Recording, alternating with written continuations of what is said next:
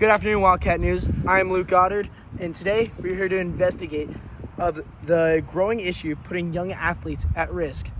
On this very field, 4 athletes have torn their ACLs. We're here to investigate on if it's the artificial turf. This is not just a sports story.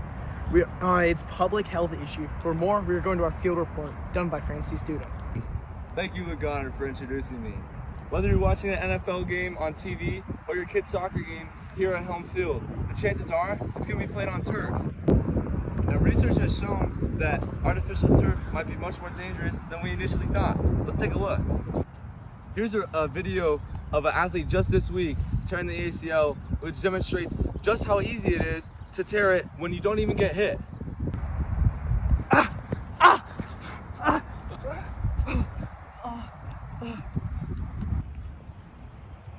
ACL injuries are serious knee injuries that often require surgery and months and sometimes even years of recovery.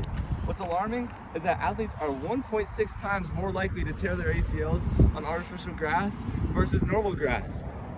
And it gets worse. Football players are 23% more likely to tear their ACL on turf. Soccer players are an alarming 60% more likely. Turf fields cause more risk of internal knee rotation, making the ACL more likely to tear. NFL players on turf over the last 5 seasons, 25% more likely to suffer non-contact injuries. To add on to that, turf may look and seem very clean and modern, but the surface doesn't have the same feel as natural grass. Every cut, every turn, every twist, all places more stress on the knee joint. Why does this matter? Because ACL injuries can bench athletes. They cannot just bench them, they can end their career. It can seriously impact their life. For high school and college athletes, this can mean losing a scholarship, losing their chance to get into their dream school, and possibly losing the game they love. A 2023 analysis found that serious knee injuries among teen athletes grew by a whopping 26%. A sharp and dangerous trend. And it's not just high school sports. In the NFL, 15 teams still use artificial turf, even after stars like Odell Beckham Jr., who's tore his ACL twice, has spoken out. Yet many stadiums have not changed. So why should we care? This isn't just about pro athletes, it's about our kids. It's about equity. Schools and public fields often choose turf because it's cheaper and easier to maintain.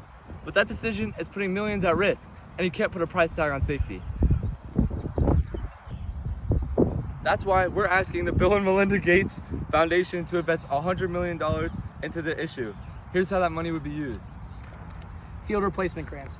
This will help schools and cities replace their high-use turf fields with natural alternative grass. Research and innovation. Fund better hybrid turf technology that's safer and stimulates real grass movement, which, fun fact, only 2 NFL teams use to this day. Education campaigns to help spread the awareness to parents, coaches, and athletic directors of the dangers of turf. Policy advocacy. Support legislation that mandates injury tracking and other turf safety standards. We believe this investment can help save thousands of knees and careers. Injury prevention shouldn't be optional.